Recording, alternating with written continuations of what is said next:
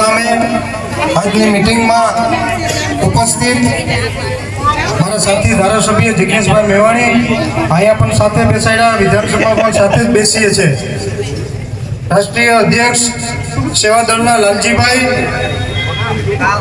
પાલભાઈ આંબલિયા, હીરાભાઈ જોટવા, દર્શનભાઈ બારડ, મંચ ઉપર ઉપસ્થિત તમામ આગેવાનો, વડીલશ્રીઓ, જ્યારે આજે કોડીનાર મુકામે આવવાનું થયું ત્યારે જ્યારની આ ચૂંટણી પૂરી થઈ છે ત્યારનું ગીર સોમનાથના કલેક્ટર દ્વારા ગીર સોમનાથ જિલ્લાની જે પબ્લિક છે એ શાંતિથી રહેતી હતી, ભાઈચારાથી રહેતી હતી અને વર્ષોથી ભાઈચારાથી રહેતી હતી.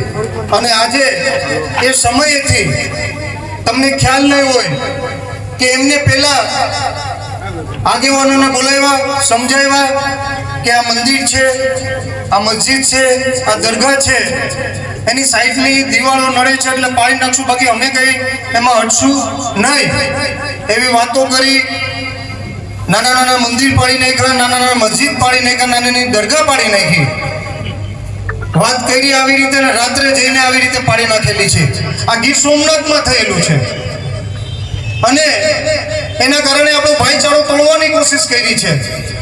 આની પહેલા પણ ઘણા અધિકારીઓ હતા, એની આવી રીતે કર્યું હતું અને ગીર સોમનાથમાં ભાઈચારાથી હિન્દુ મુસ્લિમ રહેતા હતા અને ઘણીવાર દંગા પણ થયા છે અને ઘણા આપણા લોકોએ આપણા વ્યક્તિઓને ગુમાવ્યા છે.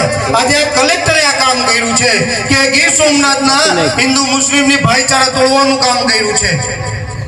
જ્યારે એક મીટિંગ હતી હમણાં, જ્યારે આયોજનની મીટિંગ હતી ત્યારે હું મીટિંગમાં ગયેલો અને મીટિંગમાં પણ એમને વાત કરી કે તમે આ વરસાદની સિઝન ચાલે છે, આ વરસાદની સિઝન ચાલતી હોય ત્યારે માણસો મદદ કરતા હોય, કોઈ સંસ્થા હોય, રાજકીય માણસો હોય કે હોદ્દેદારો હોય કે ઓફિસરો હોય, એ માણસોને કાચા મકાનમાં રહેતા હોય તો તાલપત્રીની સહાય કરતા હોય. આપણે વર્ષોથી ફેસબુકમાં બધા જોતા છે, ન્યૂઝપેપરમાં કે કોઈ નાનું પરિવાર, ગરીબ પરિવાર, એને બાળકો એમના ઘરના સાથે એ તાલપત્રી કાચા મકાન ઉપર પાથરી અને ત્યાં શાંતિથી રહી શકે, જેનાથી વરસાદની સિઝન નીકળી શકે. અને કાયદો પણ કહે છે કે જે ગીર સોમનાથમાં ડેમોલેશન ચાલ્યું છે એ ડેમોલેશન છે એ કાયદાકીય રીતે હંમેશા વરસાદની સિઝનમાં તોડી શકાતું નથી. છતાં પણ ગીર સોમનાથના કલેક્ટર કોના ઈશારે કરે છે અને છેક ચૂંટણી લોકસભાની પૈતી છે ત્યારથી નાના નાના ગામો હોય, નાના નાના એરિયા હોય, એ તમામ જગ્યાએ નાના ગરીબ લોકોના મકાનો તોડી નાખ્યા, દુકાનો તોડી નાખી અને એમને બેઘર કરી દીધા છે.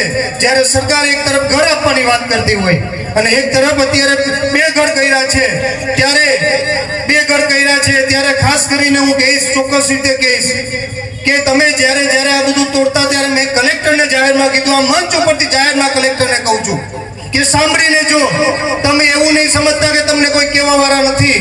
તમારામાં તાકાત હોય તો તમારા પેન્ટનો પટ્ટો બરાબર બાંધી લ્યો. તમારી સાથે આ વિમલ ચુડાસમા આવશે અને ગીર સોમનાથમાં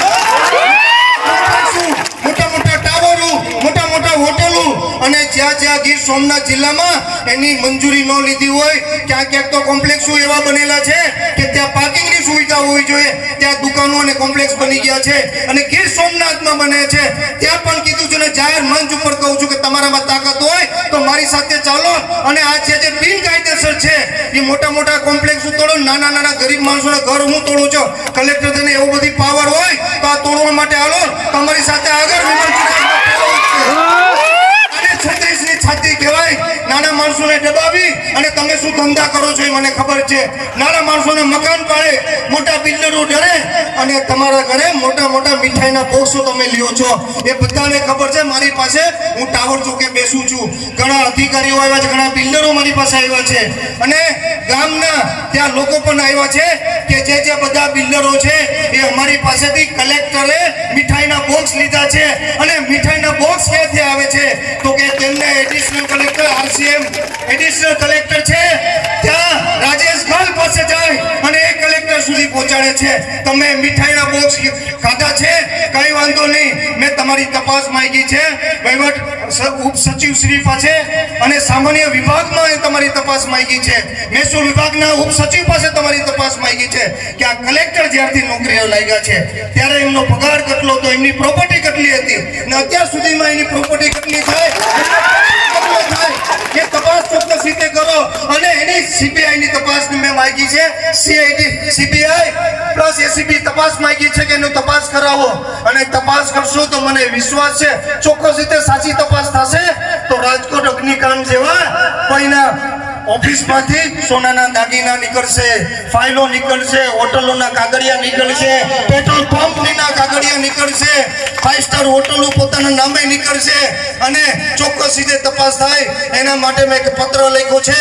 અને જરૂર પડશે તો હું ને જિગ્નેશભાઈ બે વિધાનસભામાં પણ લડશું. ત્યારે ફરી આ મંચ ઉપર કહું છું, હજી પણ કલેક્ટરને જાહેર ઉપર કહું છું, તમારામાં તાકાત હોય તો આવજો મારી સાથે, પણ ગરીબ માણસોને હેરાન કરવાનું બંધ કરી દેજો.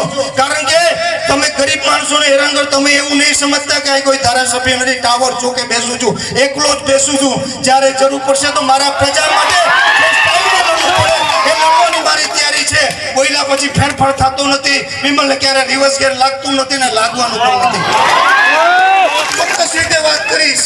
અને જ્યારે પણ ટાવર ચોકે કઈ પણ કામ હોય, આ જિલ્લાને હોય કે સૌરાષ્ટ્રનો એક ધારાસભ્ય છું, પણ કહેવાને એકલો જ કાપી છું.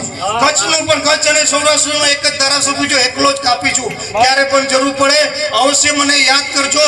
અને જ્યારે જેના માટે આવ્યા છે ત્યારે ચોક્કસ રીતે વાત કરીશ કે લૂંટની ફરિયાદ થઈ છે. એ લૂંટની ફરિયાદ મહેશભાઈ મકવાણા ઉપર થઈ છે. તે દલિત સમાજમાંથી આવે છે, રમેશભાઈ ચુડાસમા જે કોળી સમાજમાંથી આવે છે, હરેશભાઈ દમણિયા જે કોળી સમાજમાંથી આવે છે, રફીકભાઈ જે મુસ્લિમ સમાજમાંથી આવે છે અને મુનાફભાઈ એ પણ મુસ્લિમ સમાજમાંથી આવે છે. મારી પોલીસ તંત્રને ચોક્કસ રીતે હું કહું છું અને તમને ચોક્કસ રીતે વાત કરું છું પોલીસ તંત્રને કે તમે ત્યાંના સીસીટીવી ચેક કરી અને સીસીટીવીના ચેકમાં ક્યાંય પણ આ લોકો લૂંટ કરેલી હોય તો અમે તમને રોકશું નહીં, પણ લૂંટ ન કરી હોય તેની તપાસમાં ચોક્કસ રીતે આપણે એ નામ કાઢવું પડશે. એ ચોક્કસ રીતે આપણે અહીંથી મંચના માધ્યમથી કહેવા માંગુ છું. અને હંમેશા સાચાની લડાઈ હોય છે અને સાચાની લડાઈમાં હંમેશા સત્યની જીત થતી હોય છે. કારણ કે હું મહેશભાઈને ઓળખું છું પણ રમેશભાઈને પણ ઓળખું છું.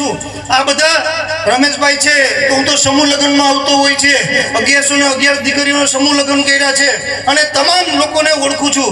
અને ચોક્કસ રીતે જે તેમને ગુનો કર્યો તો અમે ચોક્કસ રીતે ના નહીં પડીએ, પણ લૂંટ તો ન કરી શકે અને લૂંટ ન કરી શકે ત્યારે ચોક્કસ રીતે આપણે તપાસ કરવી પડશે, નામ કાઢવું પડશે. છતાંય વધારે વાત ન કરું, આપને પણ ક્યારે પણ આપણા વિમલની જરૂર પડે તો આપણે સારા સમયમાં ના આવું તો કંઈ નહીં, પણ આપણે જરૂર પડશે ત્યારે 108ની સ્પીડ કરતાં પણ વધારે આપની વચ્ચે આપ સૌનો ખૂબ ખૂબ આભાર. આજે 120 ની સ્પીડ